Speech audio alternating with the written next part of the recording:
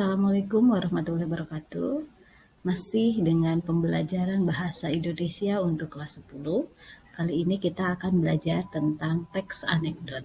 Adapun tujuannya adalah mengevaluasi gagasan dan pesan yang disampaikan dalam teks monolog berupa lawakan tunggal secara kritis dan reflektif. Mari kita bahas tentang anekdot. Apa itu anekdot? Anekdot adalah cerita singkat yang menarik karena biasanya isinya lucu, juga mengesankan, dan membahas mengenai orang penting atau orang terkenal, atau bisa juga tentang kejadian-kejadian yang memang terjadi di dunia nyata. Anekdot dapat berupa teks tulis, audio, maupun grafik. Mari kita bahas tentang struktur teks anekdot. Yang pertama adalah orientasi, yaitu pengenalan situasi dan kondisi, serta karakter tokoh yang akan diceritakan. Struktur yang kedua yaitu komplikasi. Ini adalah bagian yang membahas tentang masalah yang dihadapi oleh tokoh. Struktur yang ketiga yaitu evaluasi, berisi komentar terhadap isi atau pesan dari fenomena yang diceritakan. Ini bisa saja ditulis secara langsung maupun tersirat berdasarkan makna yang kita pahami dari isi cerita. Mari kita simak contoh teks anekdot berikut ini. Penjual kue yang hebat. Caca membeli beberapa kue dari seorang nenek di pinggir jalan. Namun ia tidak bisa melanjutkan perjalanan pulangnya karena tiba-tiba hujan turun deras sekali. Akhirnya Caca dan si nenek penjual kue pun sama-sama berteduh. Agar tidak terlalu terasa canggung, Caca pun memulai obrolan. "Nek, sudah lama jualan kue?" "Sudah sekitar 35 tahun, Nak," jawab nenek. Caca kembali bertanya, "Memangnya tidak ada yang membantu, Nek? Anak-anak nenek kemana?" "Anak-anak saya sibuk kerja, ada yang di Polda, rumah sakit, dan juga sekolah." Caca kagum mendengar jawaban nenek itu. "Wow, hebat, walau hanya berjualan kue, namun anak-anak nenek sukses semua ya." "Ya, sama saja, Nak, kerjanya seperti saya, jualan kue." Mari kita bahas. Berdasarkan cerita tadi, bagian orientasi adalah ketika Caca membeli beberapa kue dari seorang nenek di pinggir jalan. Namun karena hujan, dia tidak bisa melanjutkan perjalanan pulang, sehingga Caca dan si nenek penjual kue pun sama-sama berteduh.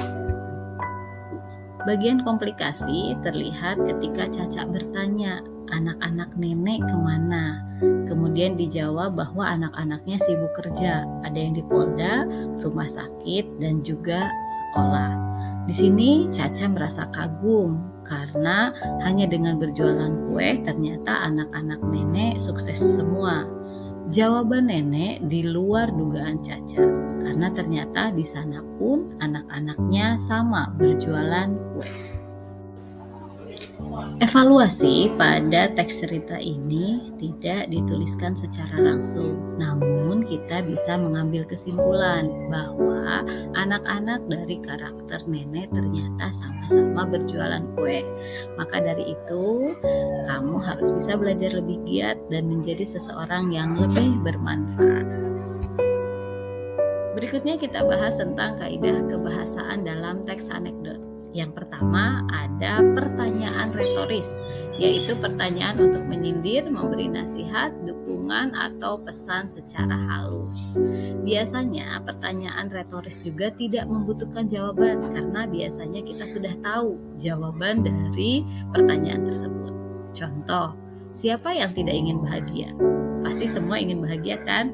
Itu contoh pertanyaan retoris. Kaidah kebahasaan yang berikutnya adalah majas sindiran.